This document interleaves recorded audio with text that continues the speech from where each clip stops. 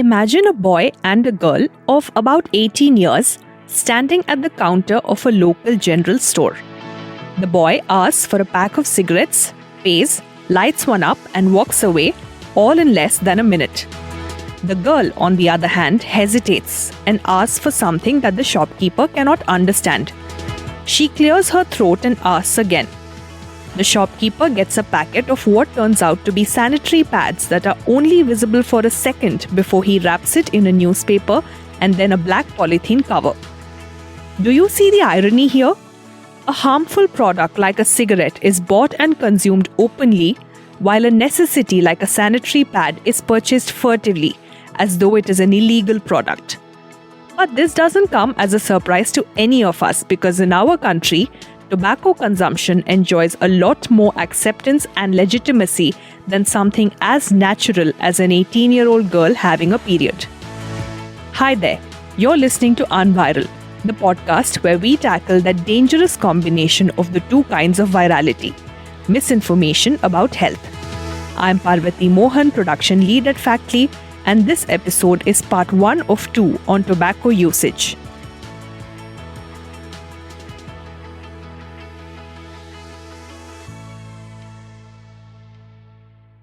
If you go back to our previous episodes, you will find many instances of tradition and good health practices butting heads and disagreeing with each other.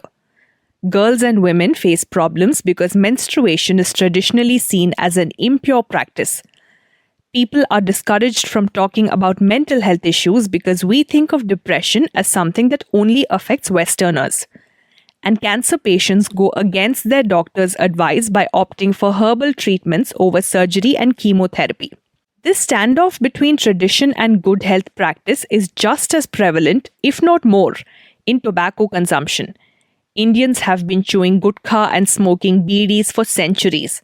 And this long-standing practice has been a thorn in the side for governments and law enforcement over the years. Joining me now to talk about this is Nandita Kalidas, the Factly Meta, formerly Facebook, Health Fellow. In your research, did you find any specific case studies about such a standoff, Nandita? Yeah, so let's first begin with understanding the legislation a little bit. The Cigarettes and Other Tobacco Products Prohibition of Advertisement and Regulation of Trade and Commerce, Production, Supply and Distribution Act, which is also known as COTPA Act, in 2003 is applicable to all tobacco products in any form, be it cigarettes, cigars, bidis, gutkha, pan, khaini, among other forms of tobacco across the country. So the recent amendment to the Act in 2018 prohibits any person from owning or opening and running on behalf of someone else a hookah parlor at any place in the state, including at eating houses. So the rationale behind this was to discourage youth from consuming hookah that contains tobacco. However, the COTPA amendment was a challenge to the cultural norms followed in the villages of Rajasthan. Traditionally, hookah consumption is a deep-rooted cultural norm and a social event in most of the rural areas. So much so that it's an everyday gathering after work in the fields. And this is continued even in the weddings and almost all social gatherings for that matter. So this has made it really difficult for the health authorities to implement the amended COTPA Act in the rural areas, where especially the elders refuse to comply with the ban. So unlike in the urban settings, hookah in these villages is not recreational per se, but is a part of the social fabric that binds people together. These villagers explained that unlike in the urban areas, they made their hookah with jaggery and tobacco and they believed it to be safe, if not less harmful than the chemical hookah and the liquor. There is enough evidence that tobacco is harmful in any form, and the goodness of jaggery does not overcompensate for the harmful chemicals in the tobacco. As I said earlier, the standoff between tradition and health often leads to unsubstantiated myths being followed more closely than scientific advice. Tobacco is no exception to this. Take us through some of the specific myths around tobacco consumption, Nandita.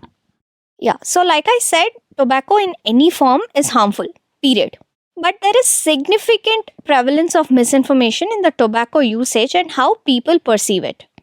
All of us heard at some point in our friends or family circles when smokers defend that smoking relieves their stress. While stress is common to all of us, it is no justification for smoking.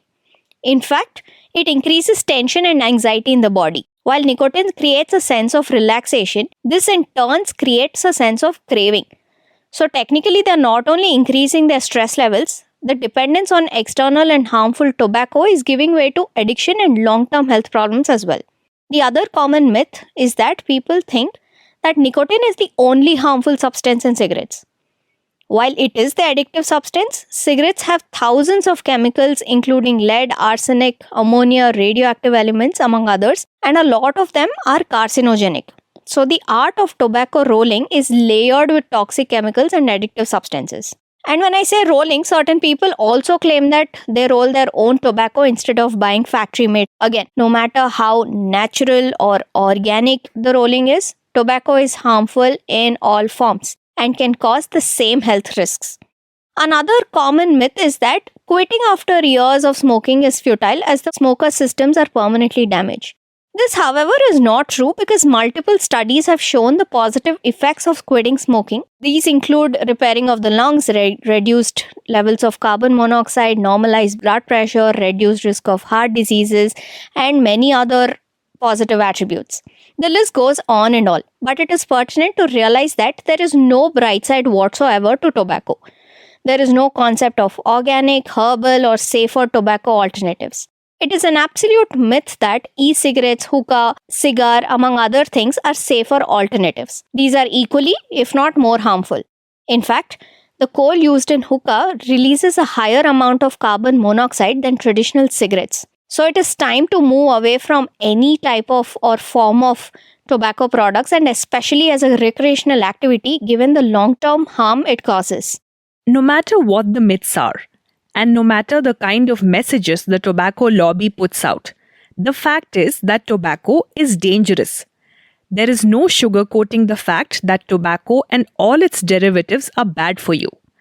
In this light, we wanted to understand more about the effects of these supposedly healthier alternatives like herbal tobacco, hookah, and e-cigarettes that Nandita just mentioned.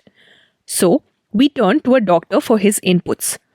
Dr. Sonu Goel is professor in the Department of Community Medicine and School of Public Health at the Postgraduate Institute of Medical Education and Research, Chandigarh, and has over 18 years of experience in the field of public health.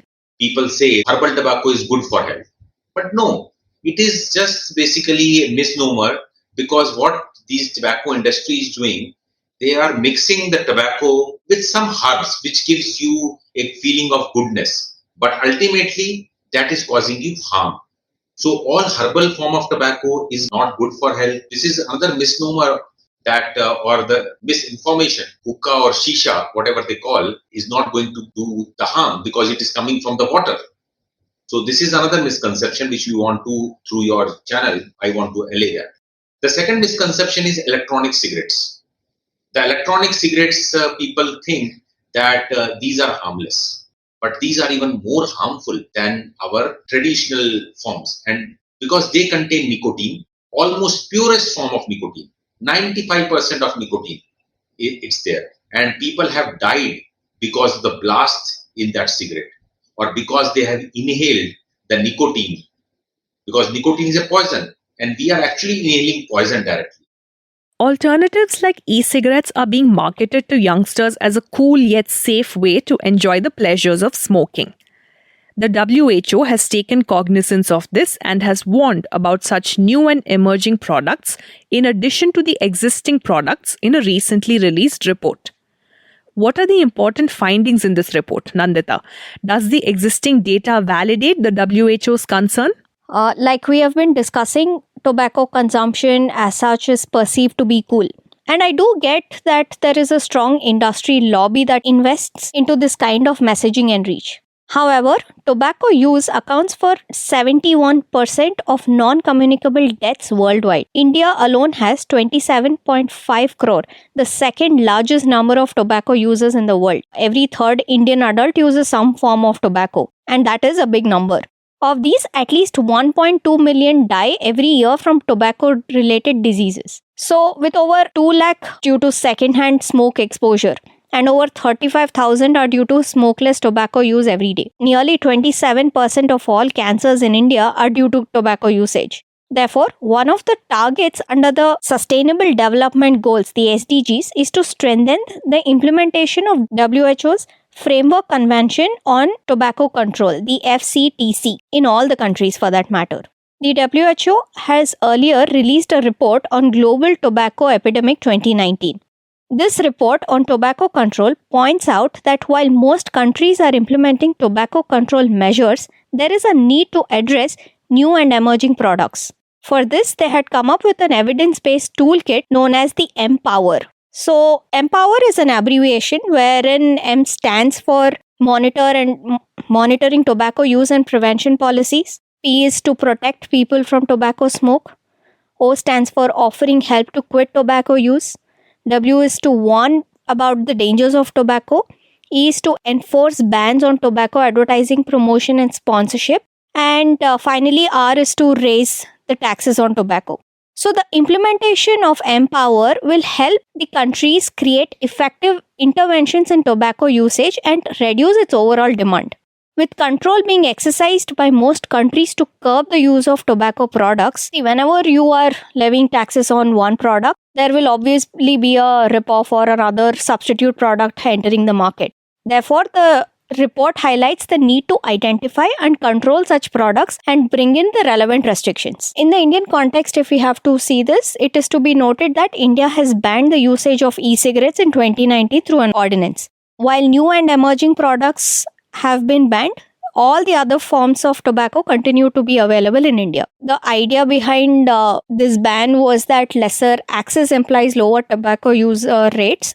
We'll look at the larger question of a blanket ban on all tobacco products in India in the next episode. But for now, let's get back to the very obvious fact that tobacco is bad for our health. But what many of us may not know is that it also has a negative impact on the environment. What should each of us know about this aspect of this substance and its usage in our country and the various kinds of impacts it has, Nandita?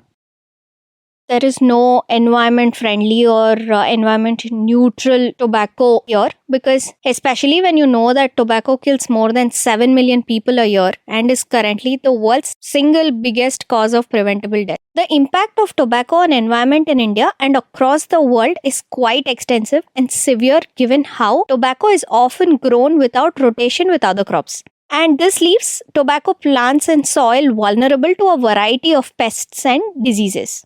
This again implies the requirement of large quantities of insecticides and pesticides to control the disease outbreaks. Tobacco cultivation and the curing process as such contributes towards large amounts of deforestation, soil depletion, loss of soil nutrients, and pollution in general due to the heavy use of agrochemicals.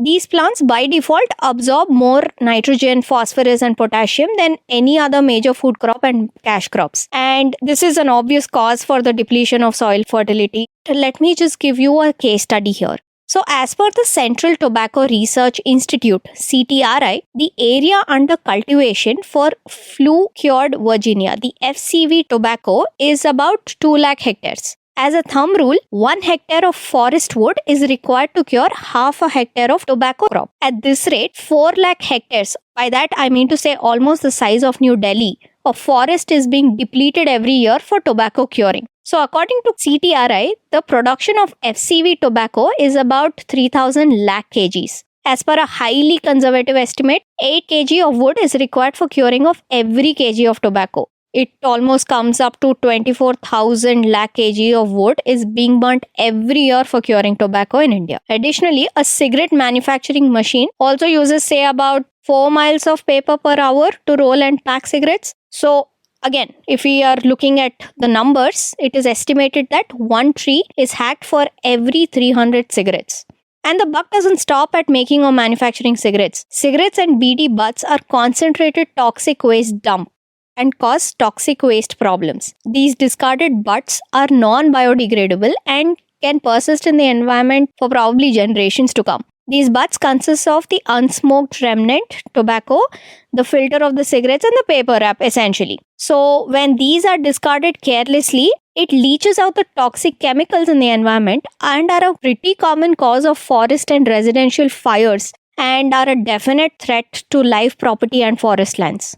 It is one thing to talk about tobacco consumption clinically by talking about the law around it and the impact it has and the statistics related to the subject. But there is one thing that we often fail to address appropriately in this conversation: the individual who is at the receiving end of all this dialogue. What I mean by this is that while institutions often have the best intentions of helping a tobacco user kick the habit, they often fail to understand that tobacco usage is an addiction in a sense, and that addiction has to be dealt with in a certain manner. What does literature from around the world tell us about the addiction factor of tobacco usage, Nandita? The addiction to nicotine is quite a serious problem. And there are multiple factors affecting the decision making of teenagers. Like if you ask a smoker how they took up the habit, one of the most common reasons is that it's either cool or that they just wanted to, quote unquote, try it.